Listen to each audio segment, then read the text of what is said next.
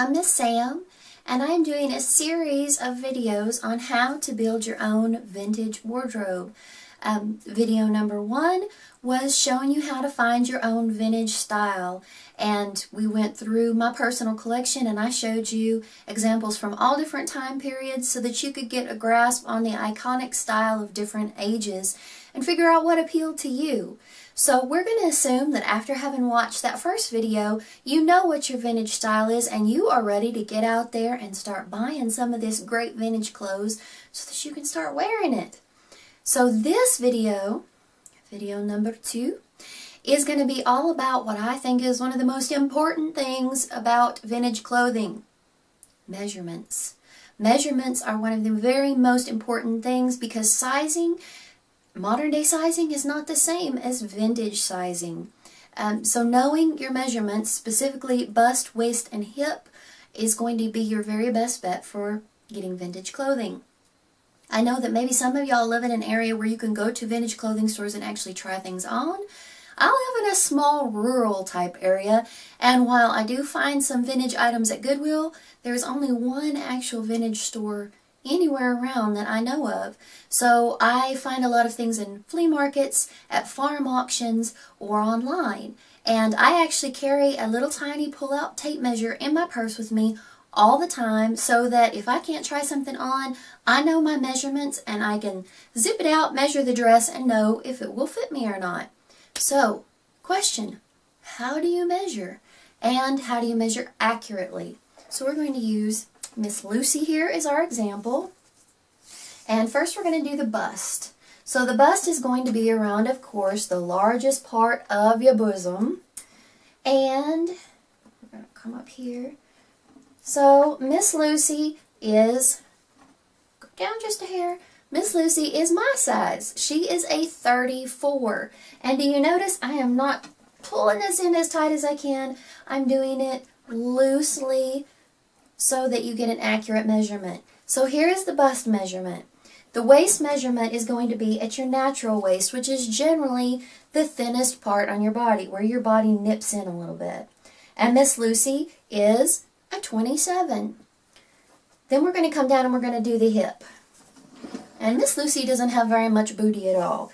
But if she had a curve of a bottom, we're going to take it right in the fullest part of the bottom and around the fullest part of the hips.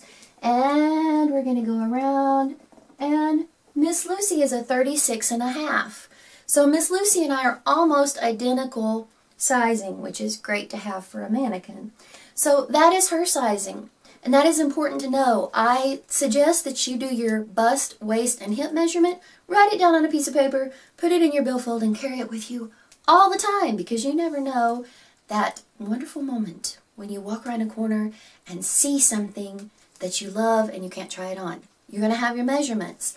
But we don't want just those measurements. There's a lot more that are important, at least in my point of view. So we're going to use this dress right here as an example of some other measurements. Something that's very important to me is I'm tall and I don't like my dresses to come above my knee.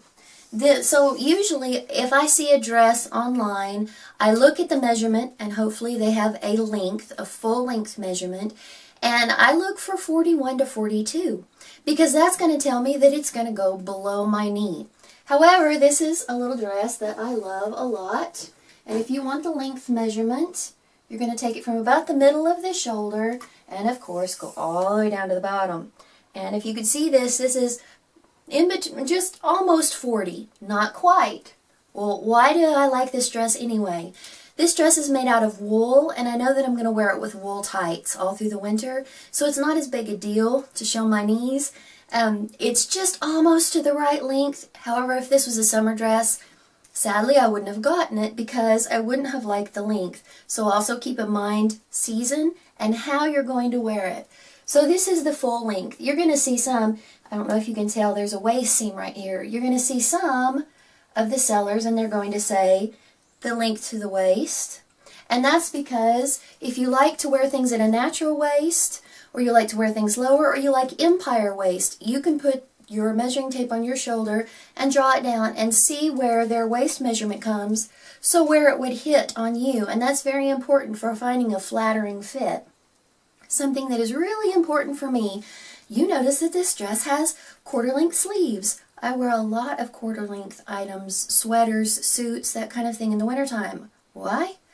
I have big, long, gawky arms, and people during that time period had much shorter, dainty, delicate arms. So this is a quarter length, and if they just give you the measurement and you measure it and you think, wow, that's really short, generally it's going to be a quarter length. However, especially in coats and jackets, you want to make sure that you get a measurement for it. If you are looking at something online and they do not have any of these measurements, the length to the waist if you want it, or to the sleeve, always ask. They're nice folks. They obviously love vintage. They want to sell it. They want you to be happy, so just ask. Say, I need to know how long the sleeve is. And generally, they're going to measure from this seam right here where the sleeve was sewn on. So they're going to take it from that and go down. If this was a coat sleeve, it would be about like so. And they'd say, 24 inches or something like that. And then you measure on your own self and see if that would fit. This is especially important for coats because you might be wearing a bulky sweater or something underneath it. And nobody, especially us tall, big girls, like to have your wrist bones stuck out all cold in the wintertime because you didn't get something that was long enough for your arms. Measurements are very, very important, especially for winter coats also, because if you get a coat that is your exact measurements, it's going to be so close fitting that you're not going to be able to wear a bulky sweater or maybe multiple layers like a suit coat or something underneath it, and then you can take it off when you get somewhere.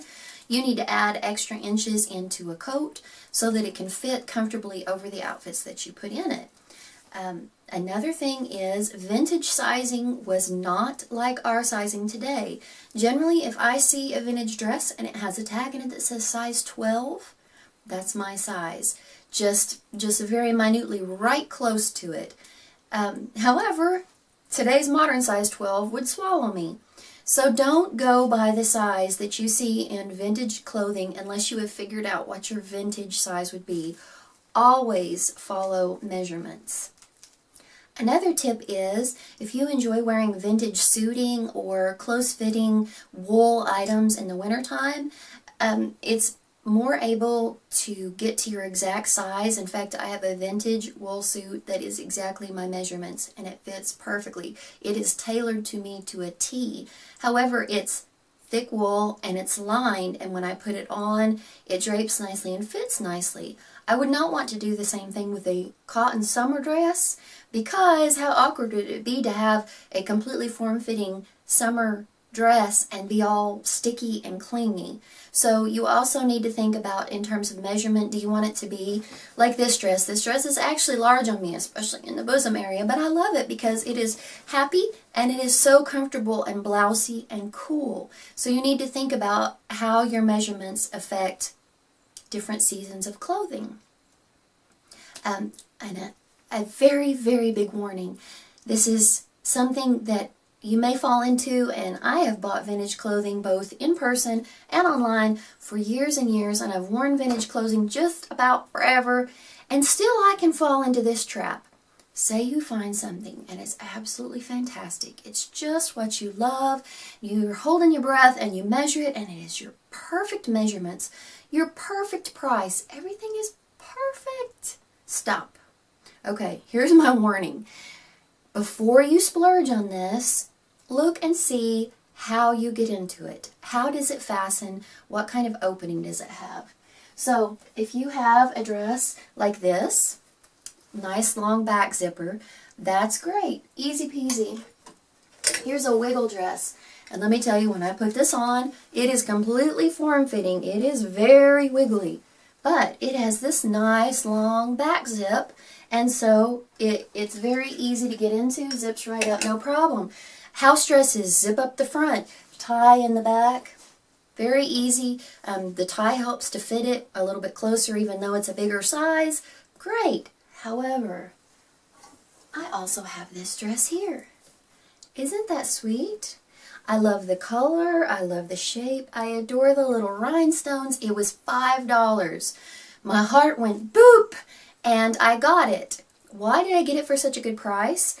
because it's missing its side zipper, which I hate to replace zippers, but I can. And I thought for $5, oh my heavens, that would be such a cute little outfit. So I got it home and I tried to put it on. Operative word being tried. There's no other openings in this dress, if you see. And you can see I have pretty wide shoulders. So yes, I did manage to get this dress on, but roundabout in here, I think I had to dislocate one of my shoulder blades. By the time I finally got my arms up and into the holes of this dress, I was sweating like a hog and about to die, and then realized I had to get it back off again.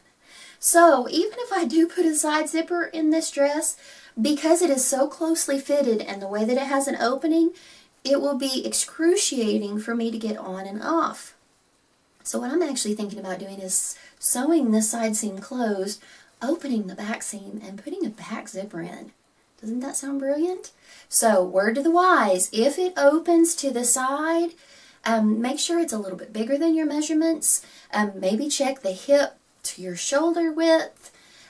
Be more cautious about side zip because that can be really hard to get on. And here's my last one. And it's shutting the door.